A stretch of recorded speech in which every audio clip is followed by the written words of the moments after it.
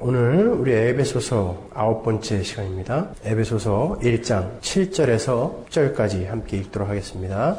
우리가 그리스도 안에서 그의 은혜의 풍성함을 따라 그의 피로 말미암아 구속 곧 죄사함을 받았으니 이는 그가 모든 지혜와 총명으로 우리에게 넘치게 하사 그 뜻의 비밀을 우리에게 알리셨으니 곧 그 기쁘심을 따라 그리스도 안에서 때가 찬 경륜을 위하여 예정하신 것이니 하늘에 있는 것이나 땅에 있는 것이 다 그리스도 안에서 통일되게 하려 하심이라. 아멘. 자, 지난 시간까지 우리는 하나님의 그 구원이 어떤 것인가에 대해서 그 부분에서 살펴봤고, 그리고 하나님의 그 사랑하시는 자 안에서의 구속은 어떤 것인가에 대해서 자세히 살펴봤습니다. 사도 바울은 그 구속이라는 것이 그 죄사함보다 훨씬 큰 것임에도 불구하고 구속, 곧 죄사함 이렇게 묘사함으로써 예수 그리스도를 통한 구속은 죄의 자각에서부터 시작되는 것이다. 그리고 그 죄로 말미암아 하나님과 불화했던 죄인들이 그 죄사함을 받고 하나님과 화목되는 것을 구속이라 한다. 이렇게 했습니다. 그래서 우리가 구속을 통해서 구원을 얻는다, 또 신자가 된다라는 것은 무슨 행복이나 형통, 그리고 무슨 능력, 이런 쪽으로 먼저 개념을 갖지 않고 하나님과 화목되는 것, 그리고 하나님의 편이 되는가가 초점이다라는 것을 강조하기 위해서 구속 곧 죄사함, 이렇게 말을 쓴 것을 우리가 공부했습니다. 그런데 그 죄사함으로 시작되는 그 구속은 무슨 말로 수식이 되는가? 오늘 본문을 보면 그의 은혜의 풍성함이라는 말로 수식이 됩니다. 7절 보시면 우리가 그리스도 안에서 그의 은혜의 풍성함을 따라 그의 피로 말미암아 구속 곧 죄사함을 받았으니, 그의 은혜의 그 풍성함, 그의 은혜의 그 풍성함, 그의 긍휼의 풍성함, 이런 말이 사도 바울의 서신서에는 자주 나오거든요. 이 풍성함이라는 말을 얼마만큼 우리가 이해하느냐에 따라서 우리가 하나님의 하나님 되심을 얼마만큼 이해하고 있는가를 가늠해 볼 수 있을 만큼 이 풍성함이라는 단어는 참으로 바울 서신에선 중요한 그러한 단어입니다. 그래서 오늘은 그 은혜의 풍성함, 긍휼의 풍성함, 그 풍성함에 대해서 우리가 한번 살펴보도록 하겠습니다.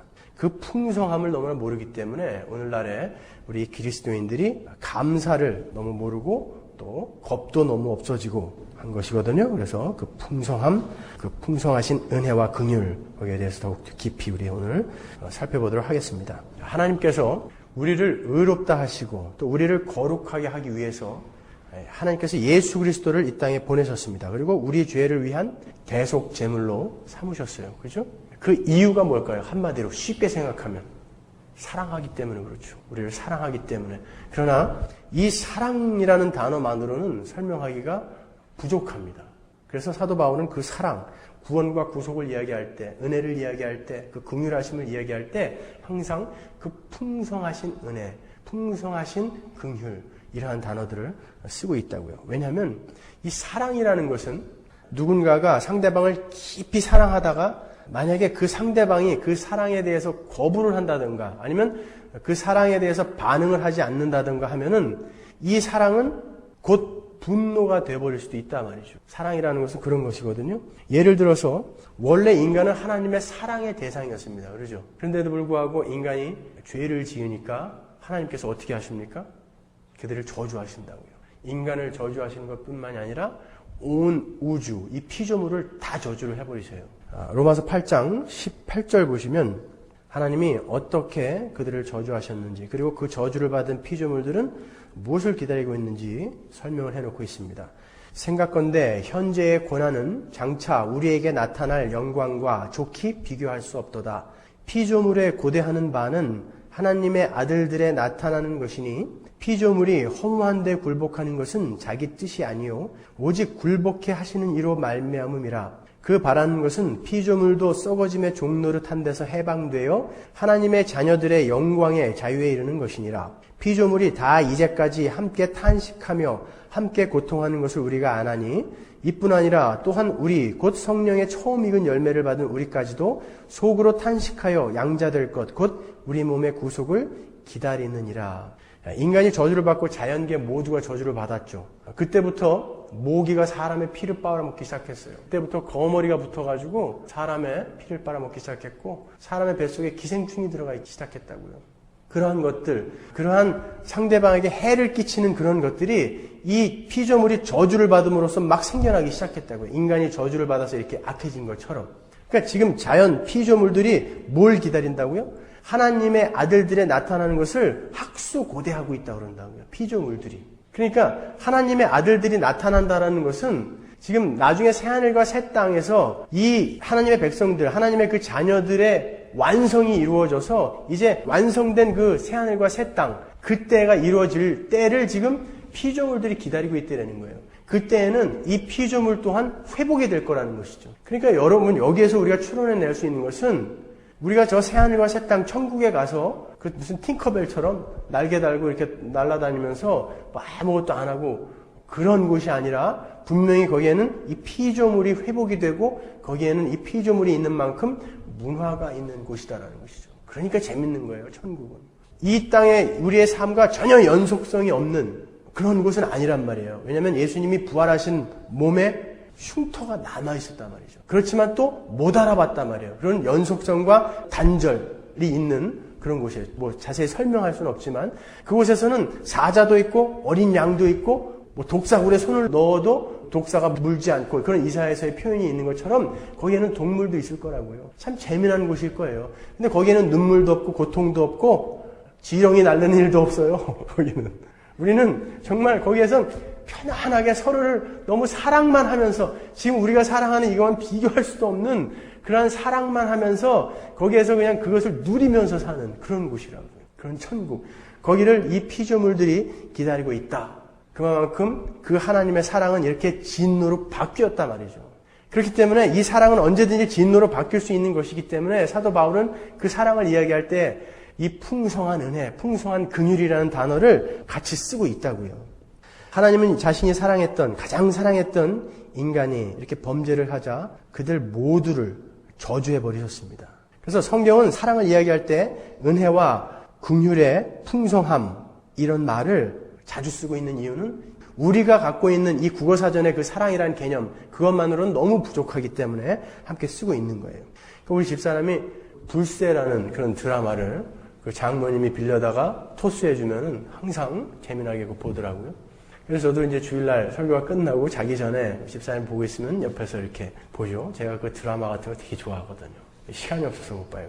요즘은 그래서 대폭 줄였습니다. 개그 콘서트와 우차사 2개로 그냥. 나머지는 못 봐요. 시간이 없어서. 근데 거기에 잠깐 보니까 그 남자 주인공의 그 옛 부인이 너무너무 이 남자를 사랑했더라고요, 보니까. 근데 이 남자가 거기에 대해서 반응이 없고 그 사랑한 만큼 반대급부를 그 여자한테 주지 않으니까 그것이 분노로 바뀌는데 무시무시하더라고요, 보니까. 사랑이라는 것은 그러한 양면성을 가지고 있다는 거예요. 그래서 항상 이렇게 긍휼과 은혜의 풍성하심 그런 걸 쓴다는 것이죠. 그러한 단어의 용례가 쓰인 곳이 에베소서 2장 4절에 있습니다. 긍휼의 풍성하신 하나님이 우리를 사랑하신 그 큰 사랑을 인하여 허물로 죽은 우리를 그리스도와 함께 살리셨고 너희가 은혜로 구원을 얻은 것이라. 여기 단어에서요. 이 구절에서 긍휼의 풍성하신 하나님이를 빼고 그냥 우리를 사랑하신 그 큰 사랑을 인하여라는 말만 써도 문맥상 아무 문제가 없다고요. 근데 왜 긍휼의 풍성하신 그 하나님이라는 말을 굳이 쓰냐면은 바로 조금 전에 제가 말씀드린 그러한 이유이기 때문에 그래요. 에베소서 2장 7절 보시면 이는 그리스도 예수 안에서 우리에게 자비하심으로써 그 은혜의 지극히 풍성함을 오는 여러 세대에 나타내려 하심이니라. 그 은혜의 지극히 풍성함이라는 단어를 일부러 쓰고 있다고요. 에베소서 3장 8절 보시면 모든 성도 중에 지극히 작은 자보다 더 작은 나에게 이 은혜를 주신 것은 측량할 수 없는 그리스도의 풍성을 이방인에게 전하게 하시고 하나님은 우리가 상상할 수 없는 그 풍성하신 은혜와 긍휼로 말미암아 우리를 사랑하셨기 때문에 사랑하다가 정 안 되면 문 탁 닫아버리고 그 다음부터 패는 그런 사랑은 아니란 말이에요. 그러니까 지금 먼저 힌트를 드리면 그 사랑은 모든 인간을 저주하셨어요. 근데 어떤 한 무리의 백성들에게만 그 풍성하신 은혜와 긍휼을 근거로 한 그 사랑이 적용이 됐단 말이에요. 모든 인간은 저주받아 마땅해요. 이 피조물들처럼 다 저주받아 마땅한데 그 중에 어떤 한 무리에게만 이 은혜와 긍휼의 풍성하신 그 사랑이 적용이 되어졌다라는 거예요. 여러분, 우리가 신앙생활에서 가장 빠지기 쉬운 딜레마가 뭡니까? 내가 이러고도 그리스도인인가? 이거 아니에요. 내가 이러고도 정말 하나님 앞에 가서 나 천국 넣어주십시오 라고 이렇게 얘기할 수 있나? 이거 아닙니까? 그 질문에 대한 대답이 바로 이 풍성하신 은혜와 풍성하신 긍휼, 이 풍성하신 사랑, 풍성하신 하나님의 하나님 되심, 그게 해답이란 말이에요. 그분의 그 사랑이라는 것은 우리가 상상하는 그만큼이 아니라 우리가 상상할 수도 없는 그런 풍성한 것이기 때문에 거기에 대한 대답은 예스란 말이에요. 가서 우리는 주장할 수 있다는 것이죠. 하나님은 분명히 그 자리까지 우리를 완성해 가실 거예요. 그렇지만 지금 우리가 거기에 대한 끝까지 거기에 대한 것을 우리가 결론을 추론을 내지 못한다 할지라도 이 하나님의 풍성하심만 알면 그 사랑이 얼마나 큰 건지만 알면 우리는 지금 내가 이 모양 이 꼴이라 할지라도 그 풍성하신 사랑과 그 은혜가 그 긍휼이 무엇인지 성경이 이렇게 명확히 설명하고 있으니까 나는 괜찮아, 나는 안심해도 돼로 갈 수 있단 말이에요. 그러니까 그 풍성하심, 그것을 우리가 오늘 명확하게 이해하고 가자는 것이죠. 여러분, 우리는 물론 하나님을 경외해야 합니다. 그죠? 경외라는 것은 두려워한다라는 거예요. 공경하며 두려워한다라는 것이거든요. 그런데 그 두려움이라는 것은 하나님만이 신이시고 나는 피조물입니다라는 그 두려움이어야지, 하나님, 혹시 하나님이 내 반대편에 서실지 모르겠습니다라는 그 두려움을 갖고 있으면 여러분은 그리스도인 아니라는 거예요. 그 두려움은 나중에 한번 이따가 살펴보겠지만 요한 1서에서 그 두려움을 갖고 있는 자는 그리스도인 아니다 그런다고요. 우리가 갖고 있는 하나님에 대한 경외로움, 그것은 하나님, 당신은 크신 분이고 나는 이렇게 작은 자입니다 라는 의미에서의 경외감이지, 하나님 혹시 하나님 내가 이런다고 해서 당신 나를 이렇게 등 돌리고 두들겨 패다가 지옥으로 보내는 건 아닙니까? 이거는 그리스도인이 갖는 그 두려움은 아니라는 것입니다. 이렇게 그리스도인의 신앙은 그가 하나님의 그 풍성하심, 그 하나님의 하나님 되심을 얼마만큼 우리가 많이 알고 있느냐, 그거에 따라서 우리의 신앙의 경중을 척도할 수 있는 거예요. 청량할 수 있는 거예요. 그러니까 하나님을 아는 지식과 신앙이 비례하는 거라고요. 어떻게 우리가 감정과 체험만을 가지고 우리의 신앙을 청량할 수 있겠어요? 우리의 신앙은 하나님을 아는 그 지식, 제야의 페커가 쓴 그 하나님을 아는 지식이라는 책 있죠? 여기 보면은 그 지식, 그것이 우리를 하나님을 알게 하고 하나님이 누구신지 알게 하고 하나님이 누구신지 아니까 그분에게 지은 우리의 죄가 얼마나 큰 것인지 알고 그 죄를 지은 자는 어디로 떨어져야 되는데도 불구하고 우리에게 허락되어진 그 은혜가 무엇인지를 알게 되는 거예요. 그런 것을 다 알아야 우리가 신앙이 좋다라고 이야기하는 것이죠. 여러분, 그러니까 우리가 죄인이라는 것, 하나님은 얼마나 크시다는 것, 그 죄로 말미암아 우리는 어떠한 지경으로 갔어야 된다라는 것, 그런데도 불구하고 예수는 우리에게 어떠한 은혜를 베풀어 주셨다는 것, 그걸 알아야 된단 말이에요. 그래서 지난 시간에 제가 구속, 그 죄사함, 구속, 곧 죄사함을 뭐라고 설명드렸습니다. 구속, 구원이라는 것은 죄가 무엇인지를 먼저 인식하고 인지하는 것에서부터 시작한다고 그랬잖아요. 그러니까 여러분, 그 죄라는 게 여러분이 어떠한 죄인이라는 것을 여러분 어디에서 끌어내어서 여러분을 죄인이라고 그렇게 결정을 내리셨어요? 그냥 내가 나를 보니까 나는 죄인인 것 같다. 성경 어디에 그 죄인에 대한 자세한 설명이 되어 있죠? 로마서 1장 18절부터 로마서 3장 20절까지 우리의 모습이 명확하게 기록이 되어 있어요. 우리 죄인들의 모습이 어떠한 모습이며 그들은 어떠한 벌을 받아야 될 것인지를 로마서 1장 18절에서 3장 20절까지 명확히 기록이 되어 있어요. 제가 집에 가서 읽어보시라고 그러면 절대 안 읽을 거니까 오늘 같이 읽도록 하겠습니다. 좀 길어도. 잘 보세요. 여기에서 옆 사람 쳐다보면서 바로 너야 그러지 말고 자기의 가슴에 손을 얹으세요. 그러면서 이게 나구나라는 것을 깨달아 알으시라고요. 로마서 1장 18절, 하나님의 진노가 불의한 행동으로 진리를 가로막는 사람의 온갖 불경건함과 불의함을 겨냥하여 하늘로부터 나타납니다. 하나님을 알만한 일이 사람에게 환히 드러나 있습니다. 하나님께서 그것을 환히 드러내 주셨습니다. 이 세상 창조 때로부터 하나님의 보이지 않는 속성, 곧 그분의 영원하신 능력과 신성은 사람이 그 지으신 만물을 보고서 깨닫게 되어 있습니다. 그러므로 사람들은 핑계를 댈 수가 없습니다. 사람들은 하나님을 알면서도 하나님을 하나님으로 영화롭게 해드리거나 감사를 드리기는커녕 오히려 생각이 허망해져서 그들의 지각 없는 마음이 어둠으로 가득 차게 되었습니다. 사람들은 스스로 지혜가 있다고 주장하지만 실상은 어리석어서 썩지 않는 하나님의 영광을 썩을 사람이나 새나 네 발 달린 짐승이나 기어다니는 동물의 형상으로 바꾸어 놓았습니다. 그러므로 하나님께서는 사람들이 마음의 욕정대로 하도록 더러움에 그대로 내버려 두시니 서로의 몸을 욕되게 하였습니다. 사람들은 하나님의 진리를 거짓으로 바꾸고 창조주 대신에 피조물을 숭배하고 섬겼습니다. 하나님은 영원히 찬송을 받으실 분이십니다. 아멘. 이런 까닭에 하나님께서는 사람들을 부끄러운 정욕 속에 내버려 두셨습니다. 여자들은 남자와의 바른 관계를 바르지 못한 관계로 바꾸고 또한 남자들도 이와 같이 여자와의 바른 관계를 버리고 서로 욕종에 불탔으며 남자가 남자로 더불어 부끄러운 일을 하였습니다. 그래서 그들은 그 잘못에 마땅한 대가를 스스로 받았습니다. 사람들이 하나님을 인정하기를 싫어하므로 하나님께서는 사람들을 해서는 안 될 일들을 하게 타락한 마음자리에 내버려 두셨습니다. 사람들은 온갖 불의와 악행과 탐욕과 악의로 가득 차 있으며 시기와 사리와 분쟁과 사기와 적의로 가득 차 있으며 수군거리는 자요, 중상하는 자요, 하나님을 미워하는 자요, 불손한 자요, 오만한 자요, 자랑하는 자요, 악을 꾸미는 모략꾼이요, 부모를 거역하는 자요, 우매한 자요, 신의가 없는 자요, 무정한 자요, 무자비한 자입니다. 그들은 이와 같은 일을 하는 자들은 죽어야 마땅하다는 하나님의 공정한 법도를 알면서도 자기들만 이런 일을 하는 것이 아니라 이런 일을 저지르는 사람을 두둔하기까지 합니다. 일부예요. 서론. 여기까지만 읽었는데도 이게 나지요. 그러므로 남을 심판하는 사람은 그가 누구이든지 죄가 없다고 변명할 수 없습니다. 남을 심판하면서 똑같은 일을 하고 있으니 결국 남을 심판하는 것은 바로 자기 스스로를 정죄하는 것입니다. 우리는 하나님의 심판이 이런 일을 하는 사람들에게 공정하게 내리신다는 것을 알고 있습니다. 공정한 하나님의 그 공평하심에 따르면 우리는 다 죽어야 된다는 거예요. 이런 일을 하는 사람들을 심판하면서 스스로 그런 일을 하는 사람이 있는데 그런 사람이 하나님의 심판을 피할 수 있을 줄로 생각합니까?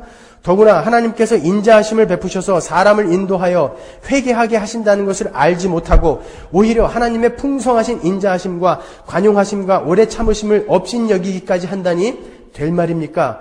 그런 사람은 완고한 마음과 회개하지 않는 마음을 가지고 있으므로 하나님께서 진노를 터뜨려 의로운 심판을 하실 그날을 앞에 두고 자기가 받을 진노를 스스로 쌓아 올리고 있습니다. 하나님께서는 각 사람에게 그가 한 대로 갚아주실 것입니다. 참으면서 선한 일을 하여 영광과 존귀와 불멸의 것을 구하는 사람에게는 영원한 생명을 주시고 이기심에 얽매여서 진리를 거스르고 불의를 따르는 사람에게는 진노와 분을 내리실 것입니다. 큰일 난 거예요. 악한 일을 하는 모든 사람에게는 먼저 유대 사람을 비롯하여 그리스 사람에게 이르기까지 환난과 고통이 있을 것이요 선한 일을 하는 모든 사람에게는 먼저 유대 사람을 비롯하여 그리스 사람에게 이르기까지 영광과 존귀와 평강이 있을 것입니다. 하나님께서는 사람을 차별함이 없이 대하시기 때문입니다. 율법을 모르고 범죄한 사람은 율법과 상관없이 망할 것이요 율법을 알고 범죄한 사람은 율법을 따라 심판을 받을 것입니다. 하나님 앞에서는 율법을 듣는 사람이 의로운 사람이 아닙니다. 오직 율법을 실천하는 사람이라야 의롭게 될 것이기 때문입니다. 율법을 가지지 않은 이방 사람이 사람의 본성을 따라 율법이 명하는 바를 실천하면 그들은 율법을 가지고 있지 않아도 자기가 자기에게 율법이 됩니다. 그런 사람은 율법이 요구하는 일이 자기의 마음에 적혀 있음을 드러내 보입니다. 그들의 양심도 이 사실을 증언합니다. 그들의 생각들이 서로 고발하기도 하고 변호하기도 합니다. 이런 일은 내가 전하는 복음대로 하나님께서 그리스도를 내세우셔서 사람들이 감추고 있는 비밀들을 심판하실 그날에 드러날 것입니다. 그런데 스스로 유대 사람이라고 하면서 율법을 의지하며 하나님을 자랑하며 그분의 뜻을 알며 율법으로 가르침을 받아서 옳고 그른 것을 분간할 줄 안다고 자부하는 사람이 있습니다. 그런데 그런 사람일수록 스스로 눈먼 사람의 길잡이요 어둠 속에 있는 사람의 빛이라고 생각합니다. 율법에서 모든 지식과 진리의 근본을 터득하였다고 하면서 스스로 어리석은 사람의 교사요 어린아이의 선생으로 확신합니다. 그렇다면 그런 사람이 남은 가르치면서도 왜 자기 자신은 가르치지 않습니까? 도둑질을 하지 말라고 설교하면서도 왜 도둑질을 합니까? 간음을 하지 말라고 하면서도 왜 간음을 합니까? 우상을 미워하면서도 왜 신전의 물건을 훔칩니까? 율법을 자랑하면서도 왜 율법을 어겨서 하나님을 욕되게 합니까? 성경에 기록된 바 너희 때문에 하나님의 이름이 이방 사람들 가운데서 모독을 받는다 한 것과 같습니다. 율법을 지키면 할례를 받은 것이 유익하지만 율법을 어기면 받은 할례는 할례를 받지 않은 것으로 되어버립니다. 그러므로 할례를 받지 않은 사람이 율법의 규정을 지키면 할례를 받지 않아도 할례를 받은 것으로 여김받지 않겠습니까? 그리고 본래 할례를 받지 않은 사람이라도 율법을 온전히 지키는 사람은 율법의 조문을 가지고 있고 할례를 받은 사람이면서도 율법을 지키지 않는 사람을 정죄할 것입니다. 겉모양으로 유대 사람이라고 해서 유대 사람이 아니요 겉모양으로 살에다가 할례를 받았다고 해서 할례가 아닙니다. 오히려 속이 유대 사람인 사람이 유대 사람이며 율법의 조문을 따라서가 아니라 성령을 따라서 마음에 받는 할례가 참 할례입니다. 이런 사람은 사람에게서가 아니라 하나님에게서 칭찬을 받습니다. 그러면 유대 사람의 특권은 무엇이고 할례의 이로움은 무엇입니까? 모든 면에서 많이 있습니다. 첫째는 그들이 하나님의 말씀을 맡았다는 것입니다. 그런데 그들 가운데서 얼마가 신실하지 못했으면 어떻습니까? 그들이 신실하지 못했다고 해서 하나님의 신실하심이 없어지겠습니까? 그럴 수 없습니다. 사람은 다 거짓말쟁이이지만 하나님은 참되십니다. 성경에 기록된 바 주께서 말씀하실 때에 주님의 의로우심이 드러나고 주께서 판단받으실 때에 주께서 이기십니다 한 것과 같습니다. 그런데 우리의 불의가 하나님의 의를 드러나게 한다면 무엇이라고 말하겠습니까? 우리에게 진노를 내리시는 하나님이 불의하시다는 말씀입니까? 내가 사람들이 말하는 방식으로 말합니다마는 절대로 그럴 수 없습니다. 사실 그렇다면 하나님께서 어떻게 세상을 심판하실 수 있겠습니까? 또 나의 거짓으로 하나님의 참되심이 더욱 분명하게 드러나서 그분에게 영광이 돌아간다면 왜 내가 여전히 죄인으로 판정을 받아야 하느냐 하고 물을 수도 있을 것입니다. 그러나 좋은 일이 생기라고 악한 일을 하자 하고 말할 수 있겠습니까? 사실 어떤 사람들은 우리가 그런 말을 한다고 비방합니다. 그런 사람들은 심판을 받아야 마땅합니다. 그러면 어떻습니까?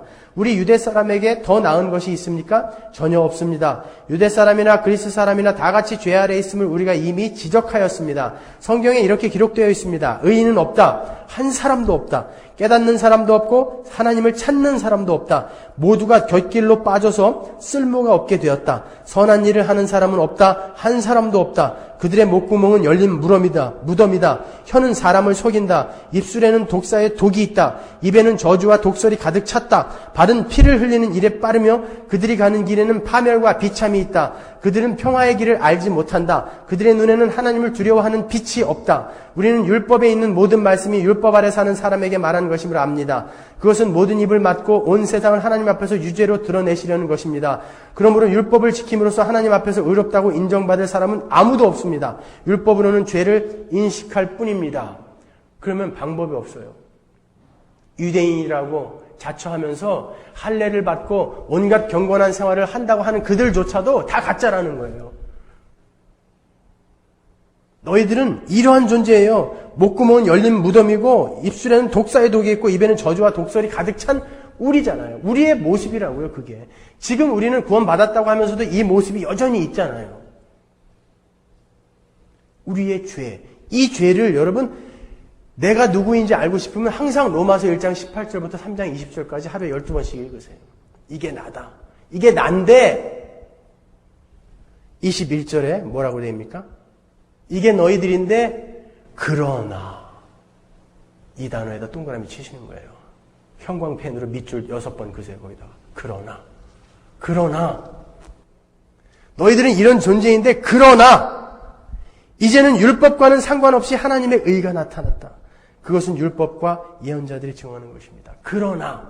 그러나 너희들은 다 저주받아 마땅한데 하나님의 그 진노를 다 받아서 죽어야 마땅한데 그러나 어떠한 한 무리가 그 풍성하신 은혜와 풍성하신 긍휼로 말미암은 그 사랑으로 인해서 구원을 받게 된 거예요. 그 풍성하신 은혜와 긍휼을 근거로 한 그 사랑에 의해서.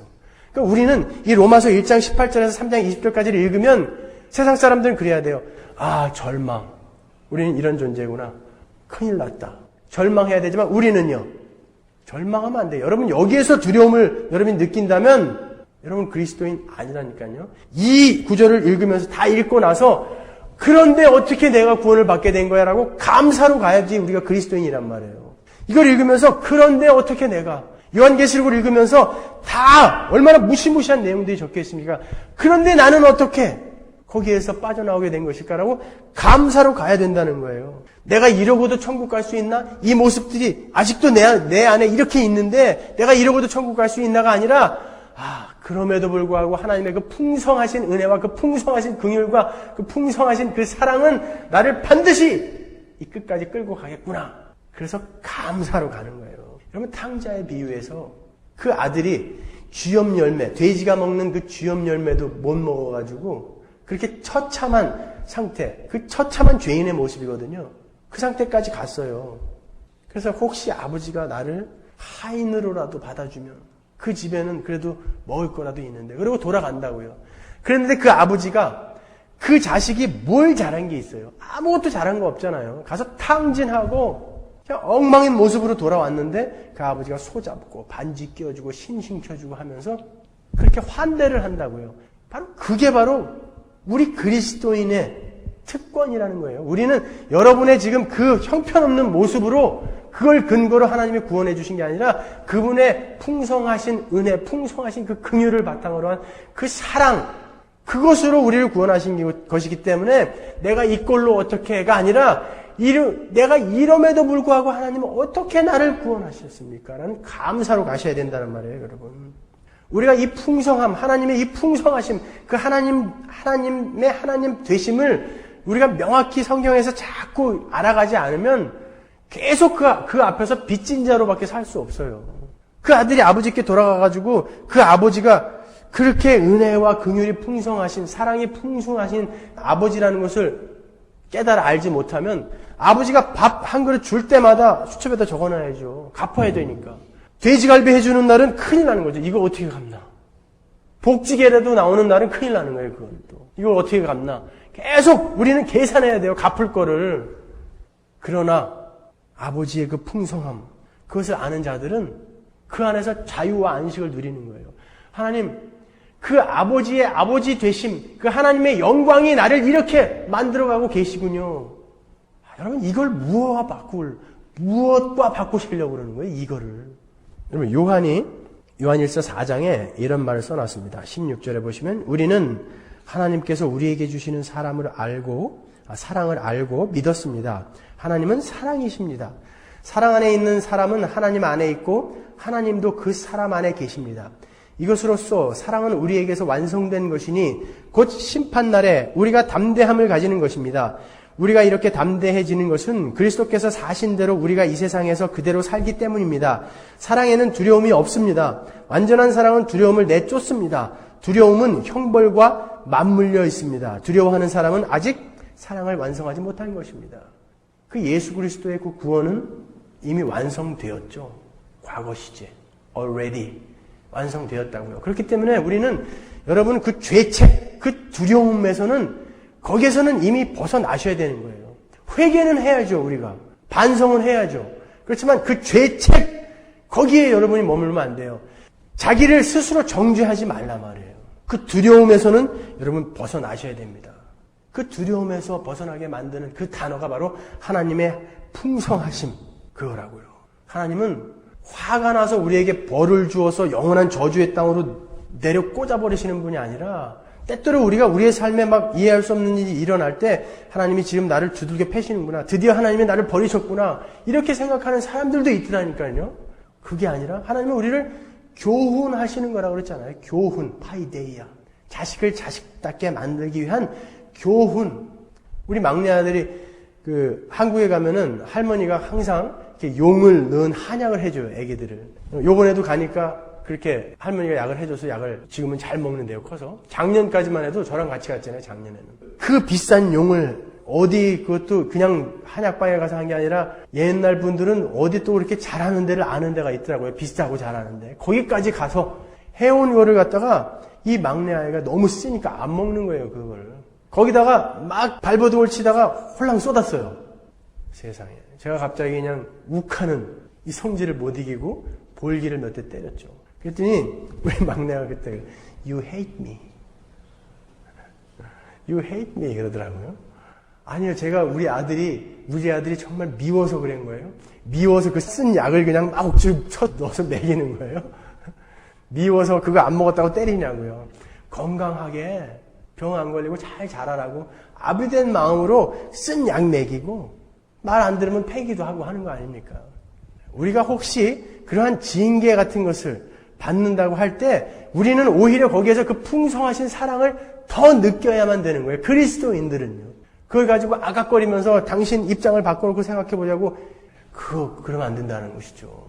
그 풍성하심, 그것을 우리는 명확히 좀 알고 있어야 된다고요. 여러분, 그 풍성하심이 얼마나 큰 건지 알면, 정말 그것을 안다면 그 자잘한 것에는 별로 관심 두지 않아요. 우리 아이는 25센트짜리가 제일 큰 돈인 줄 알아요. 왜냐면 마켓에 가서 걔가 유일하게 살 수 있는 게 동전 넣고 돌리면 나오는 거 그거 있잖아요. 둥그런 거. 걔는 살 게 그거밖에 없어요. 그러니까 지 이모가 밥 사 먹으라고 100불을 주면 그걸 25전짜리를 바꿔달라고 저한테 갖고 와요. 그럼 저는 낼름 바꿔주죠. 4개로. 왜냐면 저는 그 100불짜리의 가치를 아니까요. 걔는 몰라요. 저는 차에 25전짜리가 수북히 쌓여 있어도 별로 거기에 관심이 없어요. 근데 우리 아이는 아직 모르니까 거기에 목숨 걸고 있다니까요. 아니 3,000불짜리 마틴 기타가 있는데 왜 99불짜리 마톤 기타를 제가 관심을 두겠냐고요. 값어치 있는 어떤 것을 발견한 자는 거기에 대해서 관심 별로 두지 않아요. 아니요. 여러분, 제가 가난하게 살자라고 그러는 거 아니에요. 돈도 벌고 이왕이면 부자로 잘 사세요. 행복하게 정말 잘 사시라고요. 그렇지만 그것만을 이 신앙의 목적으로 삼지 말라는 거예요. 여러분, 하나님의 뜻에 맞게 살기 위해서 혹시 손해봐야 될 일이 있으면 이 큰 뜻을 위해서 이 정도는 손해볼 줄 아는 사람이 되자는 거예요. 어떻게 해서든지 이것을 움켜잡으려고 하는 이 가치를 위해서는 때로는 우리가 손해를 보자는 거예요. 여러분, 신앙생활을 그렇게 하는 사람도 있죠. 교회에 와서 내가 시간을 투자하고 헌금을 하고 하면 하나님이 이 땅에서 나에게 10배, 100배로 복을 주실 거야. 만약에 그렇게 신앙생활 하신다면 여러분은 큰 착각하시는 거예요. 여러분 아직도 그 풍성하심을 모르시는 거예요. 여러분, 제가 확실하게 말씀드리지만 여러분이 이 세상적인 관점으로 우리가 볼 때 헌금을 내는 만큼 여러분한테는 손해예요. 아십니까? 그만큼 다시 돌려주지 않아요. 그거 원하시고 헌금하신다면 여러분 헌금 안 하셔도 괜찮습니다. 헌금은 하는 만큼 손해예요. 여러분들에게. 하지만 왜 헌금을 하느냐 하면은 하나님, 나는 이 땅의 것으로 눈을 두고 살고 있지 않습니다라는 그 고백을 한 것으로 헌금을 드린 것이 내가 이것을 드림으로 해서 하나님이 나에게 더 많은 것으로 부어주실 것이다 라고 하는 것은 아직 그 풍성하심을 모르는 사람들이 하는 일이라고요. 여러분, 육으로 심으면 육으로 거두고 영으로 심으면 영으로 거둔다는 말이 있죠. 부자 되고 싶으면 교회에 나와서 헌금하시지 마시고 나가서 열심히 일하세요. 분명히 육으로 심으면 육으로 거둔다고 그랬어요. 거둘 수 있어요. 열심히 일하면요. 더 부자 되고 싶고 좋은 대학교 들어가고 싶으면 공부를 열심히 해야지 왜 새벽기도 나와가지고 좋은 대학 보내달라고 그러냐고 말이죠. 그건 아니란 말이에요. 여러분들이 육의 것을 원하면 육의 것을 심으시라고요. 공부 열심히 하시라고요. 뭐 남 10시간 일할 때 15시간 일하시라고요. 부자 되고 싶으면. 그 육의 것으로 심으면 육의 것 거둔다고요. 근데 여기까지 와서 그 육의 것을, 영의 것을 얻어가야 할 곳에 와서 육의 것을 구하지는 마시란 말이에요. 하나님이 말씀하시는 건 그거라고요. 로마서 8장 31절 보시면 그런즉 이 일에 대하여 우리가 무슨 말 하리요? 만일 하나님이 우리를 위하시면 누가 우리를 대적하리요? 자기 아들을 아끼지 아니하시고 우리 모든 사람을 위하여 내어주신 이가 어찌 그 아들과 함께 모든 것을 우리에게 은사로 주지 아니하시겠느냐? 여기서 은사라는 것은 선물이죠. 그 아들까지 죽이면서 우리를 구원하시니까 어찌 모든 것을 주시지 않겠느냐 그런다고요. 근데 모든 것을 주신다고 했으면서 우리에게 안 주시는 건 뭐예요? 별로 너희들에게 필요 없으니까 안 주는 거란 말이에요. 별로 내 아들이 지금 이것을 가지고 내 아들의 아들됨을 만들어가는데 별로 필요 없는 것들은 하나님이 안 주신다고요.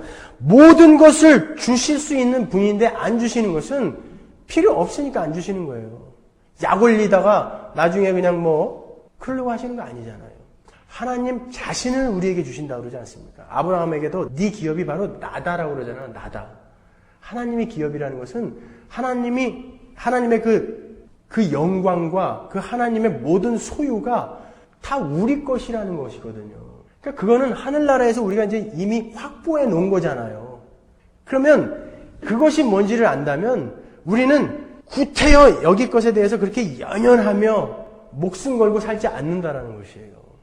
그런데 그 풍성한 은혜를 모르고 지금도 병이나 고쳐달라고 그러고 집값이나 오르게 해달라고 그러고 아들 좋은 대학이나 붙여달라고 그러고 하나님을 겨우 그 정도 수준으로만 취급하고 있는 게 바로 오늘날 교회 아닙니까? 풍성하심을 모르고. 개화기 때 어떤 농부가 짐을 지고 가다가 차를 얻어탔대요. 그런데 이 운전하는 분이 뒤로 돌아다 보니까 차를 타고도 계속 이걸 짊어지고 있더라는 거예요. 그래서 왜 그거 안 내려놓느냐고 그랬더니 차 얻어탄 것도 미안한데 이것까지 내려놓으면 너무 폐가 될 것 같아서 계속 지고 가는 거예요. 여러분 혹시 우리 하나님을 그렇게 믿고 계시지 않아요? 아니요. 하나님은 다 내려놓으시라고 그랬어요. 다 내려놓으라고. 그 차 타고 우리는 가는 거예요. 지금. 거기서 거꾸로 달려도 그 비행기는 천국으로 가게 돼 있어요. 그거 아십니까? 안 가요. 그리고 비행기에서 아무리 거꾸로 달려도 한국 가는 비행기는 한국 간다니까요. 그게 바로 하나님의 풍성하심이에요. 아십니까? 그 대신에 거꾸로 달리는 동안에 두들겨 맞아요. 그러니까 그거 맞지 말자고 우리가 성경을 계속 상고하고 묵상하는 거예요. 지금 하나님이 열심히 데리고 가고 있는데 계속 거꾸로 뛰어보세요. 여기에 데리고 가려면은 패소라도 정신을 차리게 만들어 놓으셔야 되잖아요. 그 풍성하심. 이런 어마어마한 죄를 지었고 그 저주 속에 들어가야 할 우리에게 그러나 라고 대반전을 이루어서 우리에게 부어주신 그 풍성하신 긍휼과 풍성하신 은혜를 근거로 한 그 사랑. 더 이상 이제 진노로 바뀌지 않는 그 사랑. 진노가 아니라 사랑의 매를 대시면서 끝까지 데리고 가시는 그 사랑. 그 풍성하심. 그 풍성하심을 아는 자들은 항상 기뻐하고 쉬지 않고 기도하며 범사에 감사한 삶을 산다고요. 쉬지 않고 기도한다는 게 여러분 얼마 전에 제가 예화로 들어드린 그 목사님 얘기처럼 주 예수여 나에게 긍휼을 베풀어 주옵소서. 이거 하루에 3,000번씩 하면 뭐 쉬지 않고 기도한다는 거라고 그렇게 설교를 하셨잖아요. 그게 아니란 말이에요. 기도라는 게 뭐라고 그랬어요?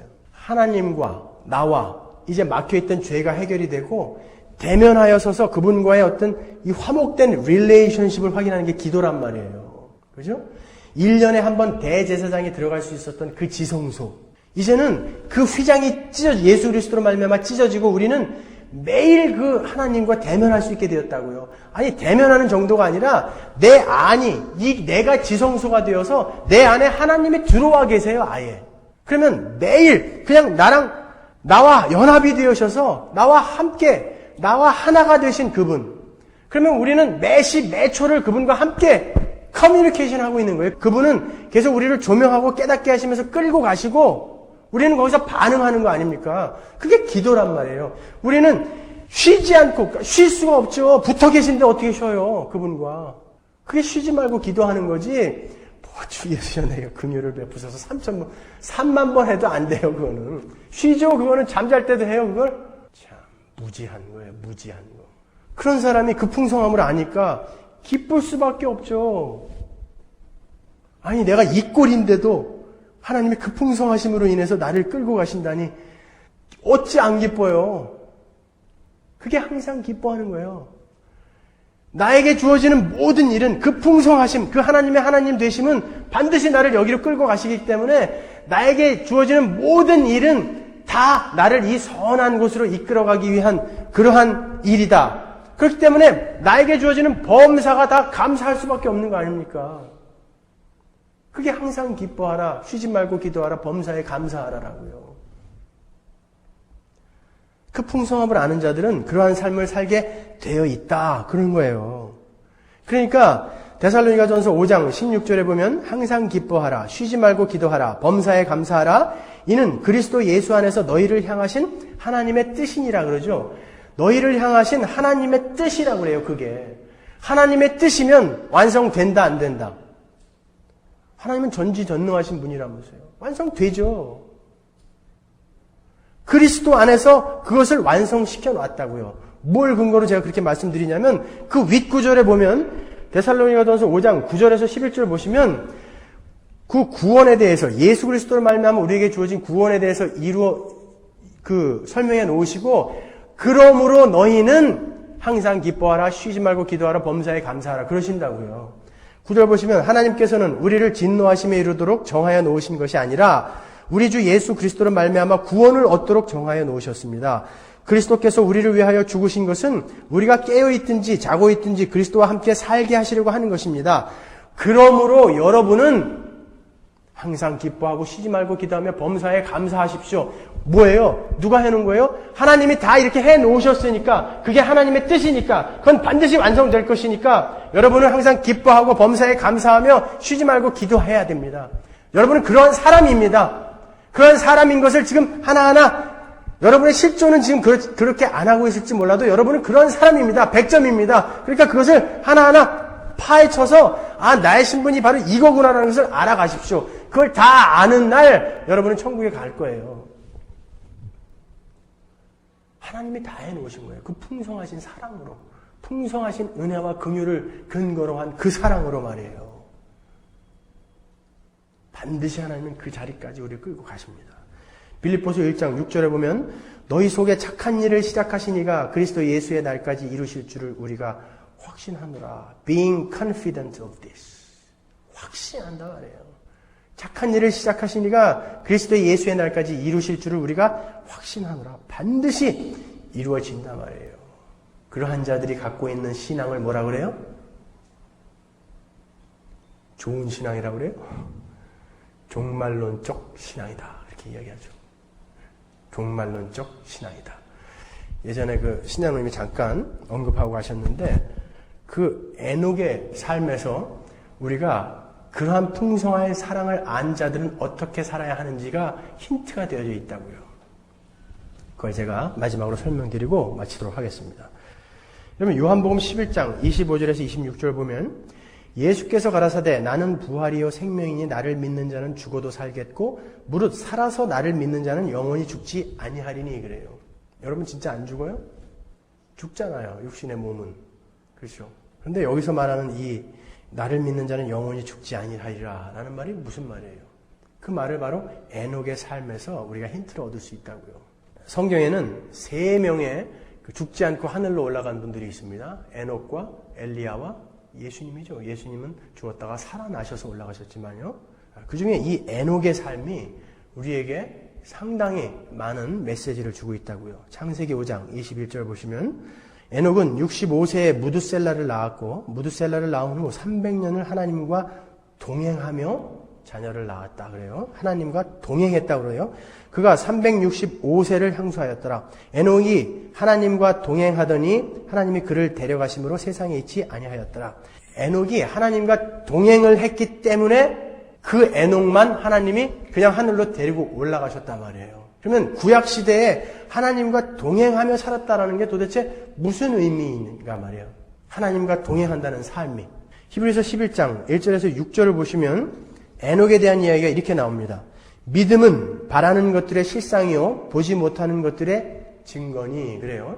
그러니까 믿음은 보지 못하고 내가 바라는 것들 그런 것들을 실체처럼 지금 내가 믿고 있는 그걸 믿음이라고 그런단 말이에요. 선진들이 이로써 증거를 얻었느니라.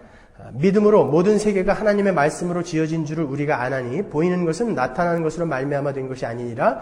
믿음으로 아벨은 가인보다 더 나은 제사를 하나님께 드림으로 의로운 자라 하시는 증거를 얻었으니 하나님이 그 예물에 대하여 증거하심이라. 저가 죽었으나 그 믿음으로써 오히려 말하느니라. 믿음으로 에녹은 죽음을 보지 않고 옮기었으니 하나님이 저를 옮기심으로 다시 보이지 아니하리라. 저는 옮기우기 전에 하나님을 기쁘시게 하는 자라 하는 증거를 받았느니라. 그래요? 그리고 믿음이 없이는 기쁘시게 못하나니 하나님께 나아가는 자는 반드시 그가 계신 것과 또한 그가 자기를 찾는 자들에게 상 주시는 이심을 믿어야 할지니라. 믿음이 없이는 하나님을 기쁘게 못한다. 그런데 에녹은 하나님을 기쁘게 했으므로 그가 죽음을 보지 않고 하늘로 올라갔다. 그 하나님을 기쁘게 한 것이 바로 하나님과 동행한 삶이다. 성경은 그렇게 지금 논리를 이어가고 있다고요. 그 믿음이라는 것은 보지 못하는 것들을 실체로 여기면서 그 나라와 그분을 소망하며 사는 자란 말이에요. 우리는 아직 못 봤잖아요. 에녹도 못 봤잖아요. 하지만 그것을 실체로 여기면서 어떻게 실체로 여길 수 있어요? 그것도 하나님이 해주신 거 아니에요. 우리가 어떻게 그것을 믿어요?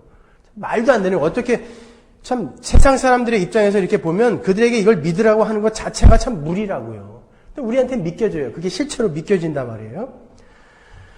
보시면 유다서에 보면 에녹이 이 하나님을 기쁘게 하는, 그리고 하나님과 동행하는 삶이 어떠한 삶이었는지를 보여준다고요. 유다서 1장 14절 보시면 아담의 7세손 에녹이 사람들에게 대하여도 예언하여 이르되 보라 주께서 그 수만의 거룩한 자와 함께 임하셨나니. 지금 에녹은 창세기 5장에 나오는 사람이에요. 그런데 그 주 예수가 수많은 거룩한 자와 함께 임하신 걸 전했다니까요. 그러니까 에녹은 예수 그리스도의 그 심판을 이미 그때 알았어요. 알았고 그것을 전하고 다녔다고요. 여러분 십자가를 자꾸 2000년 전의 역사의 선상에다가 자꾸 놓고 여러분이 생각을 하니까 그 전에 태어난 사람은 어떻게 구원받습니까? 십자가 이후에는 십자가의 능력으로 구원받는다고 하지만 이렇게들 이해를 하고 계신데, 이 십자가는 하나님의 전지전능하심과 무소부재하심, 그것을 알면 여러분이 하나님이 창세 전에 십자가를 계획하셨을 때 십자가는 거기에 쓴 거잖아요. 전지전능하시고 뭐든지 다 할 수 있고 아시는 분이, 그리고 시간과 공간의 구애를 받지 않으신 분이 십자가를 계획하셨다는 것은 이미 거기에 쓴 것이고, 이 십자가는 이 창세 이후로 예수님께서 다시 오실 그날까지 모든 하나님의 백성들에게 적용이 되는 거란 말이에요. 그래서 그 십자가 이전에 태어난 사람도 믿음으로 그 십자가를 보고 가는 것이고, 우리도 이 십자가를 못 봤지만 믿음으로 보고 구원을 받는 거란 말이에요. 에녹도 역시 그러한 믿음이 주어진 자란 말이에요. 믿음으로 에녹은 그런단 말이에요. 믿음이 하나님으로부터 에녹에게 주어졌어요. 그 믿음이 주어지니까 에녹이 심판을 이야기한다고요. 주께서 그 수만의 거룩한 자와 함께 임하셨나니 이는 무사람을 심판하사 모든 경건치 않은 자의 경건치 않게 행한 모든 경건치 않은 일과 또 경건치 않은 죄인의 주께 거스려 한 모든 강팍한 말을 인하여 저희를 정죄하려 하심이라 하였느니라. 이 사람들은 원망하는 자며 불만을 토하는 자며 그 정욕대로 행하는 자라. 그 입으로 자랑하는 말을 내며 이를 위하여 아첨하느니라. 그래요. 에녹이 심판을 선포하고 다녔다고요. 에녹의 아들의 이름이 뭐죠? 무두셀라. 몇 살까지 살았어요? 969살. 그건 몰라도 돼요. 969살까지 살았어요. 근데 무두셀라의 이름의 뜻은 창 던지는 자예요, 원래. 근데 그 창 던지는 자라는 이름 말고 이가 죽으면 심판이 임한다라는 또 하나의 의미가 있다고요. 여러분, 이 당시에 구약시대의 사람들의 이름은 상당히 의미가 있었어요. 그죠? 그래서 하나님이 오셔서, 주의 천사가 오셔서 요한의 이름도 지어주고 가고, 세례 요한의 이름도. 그가 나오면 이름을 요한이라 하라. 그가 나오면 이름을 예수라 하라. 이렇게 이름을 지어주고 가신단 말이에요. 이 무두셀라라는 이름, 그가 죽으면 심판이 임한다. 분명히 하나님이 그에게 계시하신 거예요. 나중에 보시면 알아요. 그러니까 무두셀라가 지금 태어났어요. 무두셀라가 태어나기 전에는 에녹에게 하나님이 그 계시를 주셨다 할지라도 에녹은 그때까지는 편해요. 왜냐하면 아직 그가 죽으면 심판이 임할 자가 아직 태어나지 않았으니까요. 그런데 무두셀라가 나자마자부터 에녹은 어떻게 살았을까요? 얘가 낳다가 죽을지, 장티푸스 걸려서 10개월 만에 죽을지, 그 당시에는 사람들이 일찍 무슨 병 같은 거 걸려서 많이 죽었을 거 아니에요. 오래 수명은 오래 길었어도 의술이 발달이 돼 있겠어요. 그러니까 그날부터는 이 에녹이 가다가 넘어지기만 해도 아이고 이러는 거예요. 이가 죽으면 심판이 임하니까. 그러면 그는 매일매일이 마지막 날이라고 생각하면서 살았다고요. 에녹은. 그 매일매일이 마지막 날이라고 생각하면서 산 사람이 뭘 하고 살았겠어요? 오늘이 마지막인 것을 마지막일 거라고 이렇게 생각하면서 사는 사람이 그 땅에다가 무슨 100평짜리 빌라를 지었겠어요? 무슨 재물을 갖다가 창고에다가 끌어모아 놓고 살았겠어요? 어떻게 살았겠습니까, 그가? 오늘이 마지막이라고 그렇게 여기면서 산 사람이. 에녹은 그 심판의 날만, 그것만 이야기하다가 죽었어요. 하나님이 분명히 이 아이가 죽는 날 심판이 임한다고 했는데 그 심판은 분명히 온다. 반드시 온다. 너희들 큰일 났다. 회개해라. 그 이야기 하다가 갔다고요. 그런데 여러분, 이 무두셀라가 라멕을 187살에 낳아요. 그리고 라멕이 노아를 182살에 낳는다고요. 더하면 얼마죠? 369. 노아가 태어나서 600년이 지난 노아가 600세 되던 해에 홍수가 임하죠. 창세기 7장 보면. 그러면 369 더하기 600 하면 969잖아요. 무두셀라가 정확히 죽은 날 비가 내리기 시작했단 말이에요. 그러면 하나님이 왜 그렇게 정확하게 그날부터 비를 내리게 하셨냐면은 지금 우리에게 하나님은 동일한 계시를 주셨다고요. 에녹에게 하신 똑같은 계시의 말씀이 동등한 권위를 가진, 아니 동등한 권위라고 말할 필요도 없어요. 그냥 하나님의 말씀이 여기에 주어졌다고요. 뭐라고요? 예수님은 곧 반드시 즉시 오신다라는 말씀이 우리에게 주어졌단 말이에요. 969살에 노아의 600세 되던 그 날에, 무두셀라가 죽던 그 날에 그렇게 명확하게 심판이 임한 것처럼 예수 그리스도께서는 여기에서 약속하신 그 모습 그대로 우리에게 곧 속히 반드시 오실 거라는 말씀입니다. 그 풍성함을 아는 자들은 그거 바라고 사는 거예요. 그거 바라고 사는 자들은 종말론적인 신앙을 갖고 있는 사람들이라고요. 그거 바라고 사는 자들은 그 자잘한 것들에 별로 신경 안 쓰고 싶은 거예요. 이거를 모르니까, 이 풍성하심을 모르니까, 그분이 얼마나 그 풍성하신 은혜와 긍휼로 우리를 사랑하시는지 모르니까 별로 안 가고 싶은 거예요, 거기에. 그 양반하고 오래 산다는 게 별로 안 기쁜 거예요. 아무리 남에게 소문으로 들었는데, 제가 어느 집에 가서 이렇게 얹혀 살게 되었어요. 사람들에게 소문은 들었어요. 그 사람 참 좋대. 그래도 내가 그분에 대해서 자세히 모르면 괜히 서먹서먹하고 가기 싫고 그렇잖아요. 하나님을 알지 못하면 여러분 천국 가고 싶다라는 거 그거 다 거짓말이에요. 하나님을 제대로 알지 못하는데 무슨 천국에 가고 싶겠어요? 거짓말이지 그거. 그래서 제가 만나본 사람 중엔 별로 천국 가고 싶어하는 사람 못 봤다니까요. 그러니까 죽을 때 그냥 길을 쓰는 거예요. 죽기 싫어가지고요. 천국 가서 하나님 만난다는데 왜 이렇게 길을 쓰냐 말이에요. 모르니까 그런 거 아니에요. 모르니까. 그 풍성하심을 아셔야죠. 우리 교회는 그거 알자고 하는 거예요. 절대 제가 여러분 가난하게 살라고 그러는 거 아니에요. 기회가 있는데도 일부러 그거는 나는 그냥 이거나 할게. 이렇게 설거지나 하고 그렇게 살라는 말 아니에요. 여러분 열심히 하세요. 하나님이 주신 그 직업, 학업, 자신의 자리에서 최선을 다하세요. 게으르지 마시고. 그렇지만 그거는 하나님이 나에게 주신 그러한 귀한 것이기 때문에 내가 최선을 다해서 열심히 한다라는 의미에서 열심히 하시는 것이지, 이거를 목적 삼아 하나님을 그냥 불러내렸다 올렸다 이러면서 그건 신앙생활 아니란 말이에요. 여러분 종말론적 신앙, 항상 기뻐하며 쉬지 말고 기도하며 범사에 감사하시면서 사십시오. 범사예요. 범사. 네? 아셨죠? 기쁜 일만 감사하지 마시고 범사에. 하나님이 이렇게 말씀해 놓고 가셨는데 범사에 감사하시란 말이에요. 그건 분명히 우리에게 감사가 되는 일입니다. 제가 확언하건대 여러분들이 지금 겪고 있는 고통, 시련, 절망, 실패, 여러분이 언젠가 아이고 하나님 감사합니다. 그때 그 일이 없었으면 내가 어떻게 될 뻔했습니까? 감사합니다 하나님.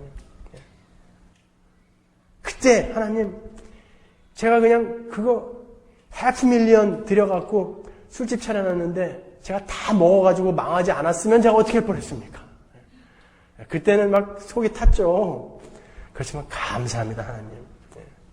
그때 정말 이 나쁜 술 먹어서 없애자라는 그 신념 하나로 우리 가게에 있는 걸 제가 다 먹는 바람에 쫄딱 망했는데 그때 그 일이 감사되니까 지금 하나님 그렇게 망하게 해주셔서 감사합니다. 그러한 일들이 여러분들의 삶에서도 이제 간증거리로 막 일어날 거예요, 여러분. 지금 주저앉아 계신 분들 일어나십시오. 범사에 감사하는 삶, 그 종말론적 그런 신앙생활, 거기에 푹 젖어 사는 우리 서문화 교인들 되길 바랍니다. 기도하겠습니다.